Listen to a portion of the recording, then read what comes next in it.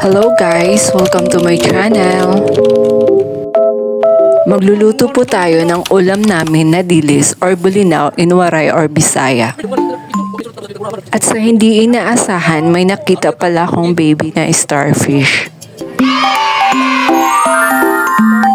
Wow!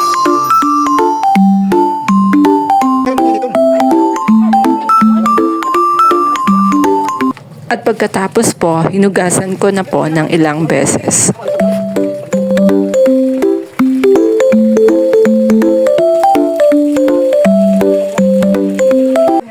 At kayo naman po, ihahanda ko na po yung mga ingredients na gagamitin.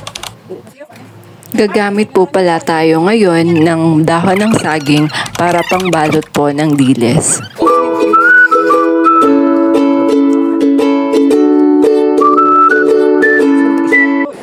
Pinira-piraso ko muna ang dahon sa maliit na parte bago ko siya ang hugasan.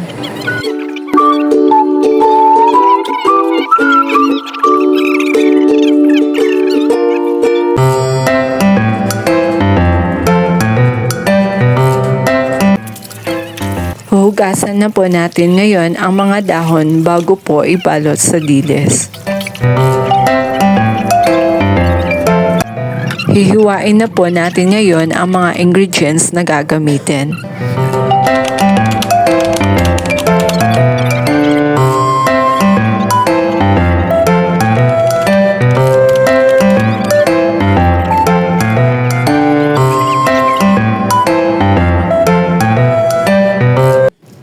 Ngayon, ilagay na natin ang mga ingredients na kakailanganin at paghalu-haluin na lang.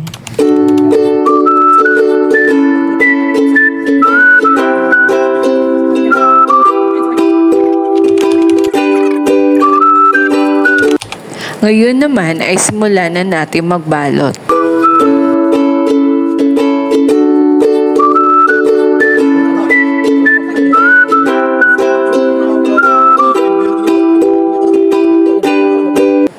Sana po ay nag-enjoy kayo sa panunood at huwag niyong kalimutan mag-like, mag-share at mag-subscribe na din po.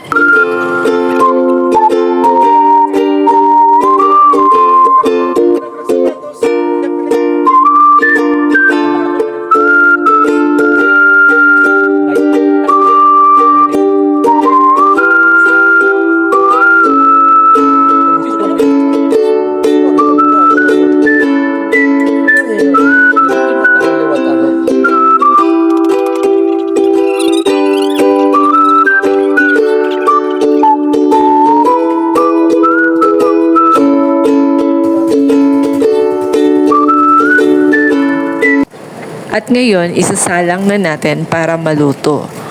At kahoy nga pala ang gamit namin sa pangluto dito sa bundok.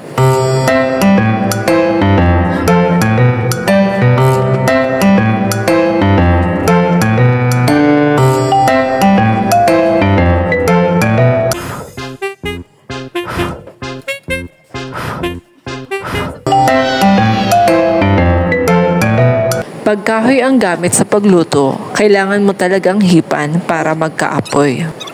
At dahil sa luto na ang lahat, dito nagsugba ako ng budo dahil na-miss ko ito. At sa dahil luto na po ang lahat, kakain na po tayo at may gulay pa. Maraming salamat po sa panunood. Huwag pong kalimutan mag-like, mag-share at mag-subscribe na din po. Salamat po sa panunood. Ingat!